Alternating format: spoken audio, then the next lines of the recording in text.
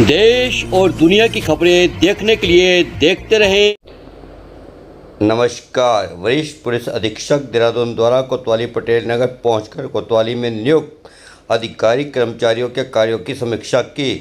साथ ही साथ विवेचनाधीन अभियोगों तथा लंबित प्रार्थना पत्रों के संबंध में प्रभारी निरीक्षक पटेल नगर से जानकारी प्राप्त की। इस दौरान एसएसपी देहरादून द्वारा उपस्थित अधिकारियों कर्मचारियों को ब्रीफ करते हुए उन्हें पूर्ण कर्तव्यनिष्ठा के साथ अपने कार्यों का निर्वाह करने हेतु निर्देशित किया गया। शांति तथा कानून व्यवस्था को बनाए रखने एवं आपराधिक घटनाओं पर प्रभावी अंकुश लगाए जाने के दृष्टिगत पुलिस अधीक्षक देहरादून द्वारा सभी थाना प्रभारियों को अपने अपने थाना क्षेत्र में निवासरत बाहरी व्यक्तियों किराएदारों के सत्यापन किए जाने तथा संदिग्धों के विरुद्ध वैधानिक कार्रवाई किए जाने के निर्देश दिए गए हैं, जिसके क्रम में जनपद के विभिन्न थाना क्षेत्रों में बाहरी राज्यों से जनपद में रह रहे व्यक्तियों किराएदारों व संदिग्ध व्यक्तियों की चेकिंग हेतु वृहद स्तर पर सत्यापन अभियान चलाया गया। अभियान के दौरान पुलिस द्वारा अलग अलग थाना क्षेत्रों में 460 बाहरी व्यक्तियों किराएदारों व घरेलू नौकरों का सत्यापन किया गया एवं घरेलू नौकरों किराएदारों का सत्यापन न करने वाले 145 व्यक्तियों के खिलाफ 83 पुलिस एक्ट अधिनियम में चालान कर 14,50,000 रुपये तक का जुर्माना वसूला गया।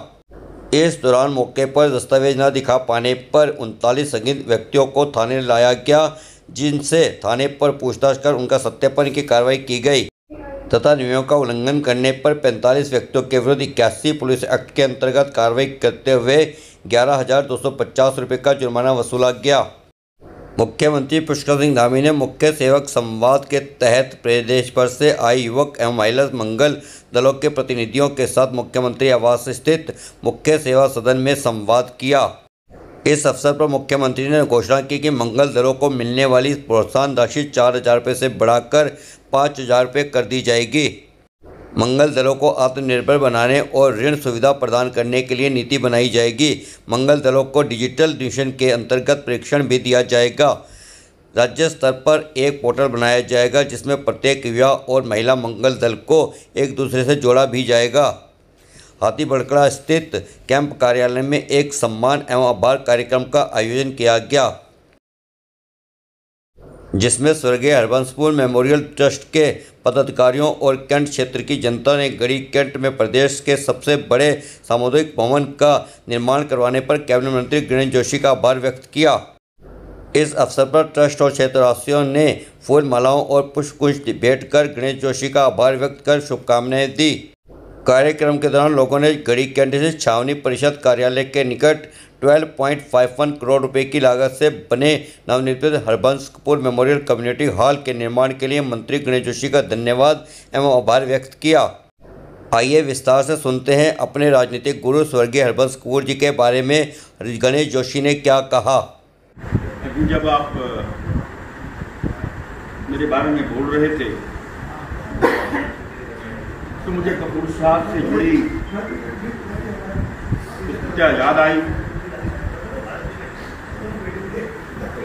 मुझे वो दिन भी याद आया जब मैं तो फौज में था।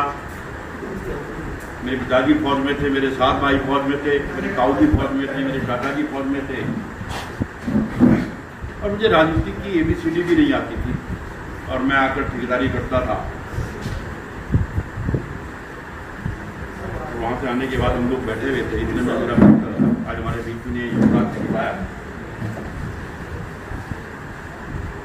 मेरे बचपन के मित्र मुझे गणेशी कहते हैं। गणेशी क्या कर रहा है? मैंने कहा दिल्ली क्या कर रहा हूँ, बैठ मेरे साथ। कहना मेरा चाचा चुनाव लड़ रहा है। मैंने क्या करना है भाई? कहने का बस्ता लगाना है। मैंने कहा बस्ता क्या होता है? मैं क्या बताऊँ बस्ता क्या होता है भाई? कहना जी वो बाहर वोटर सीट के बैठते और ठीक करते हैं, क्योंकि हमारे क्षेत्र में बीजेपी का बस्ता नहीं लगता था, कांग्रेस वाले मार के भगा देते। और बीजेपी का बस्ता लगाना शुरू किया। एक दिन तो अंगूठा काट कर अपना अंगूठा जो है गुरु को दे दिया था। तो कहा जाता है कि माता का उपकार, पिता का उपकार, गुरु का उपकार हम पूरे जीवन नहीं पा सकते। देखिए अगर मैं बीजेपी का बस्ता लगाने नहीं आता तो मैं तो कोई ठेकेदारी कर रहा होता, हो सकता है थोड़ा बड़ा ठेकेदार हो जाता। थे मैंने कहा और अगर अपने माता पिता के बाद में किसी मानता था तो उसको मानता था। बहुत बहुत नमन। और मेरे लिए कोई भी अगर आदेश कभी भी होगा आप कर सकते हैं। मेरी कोशिश भी होती है कि मैं इसको करने का प्रयास करता हूँ।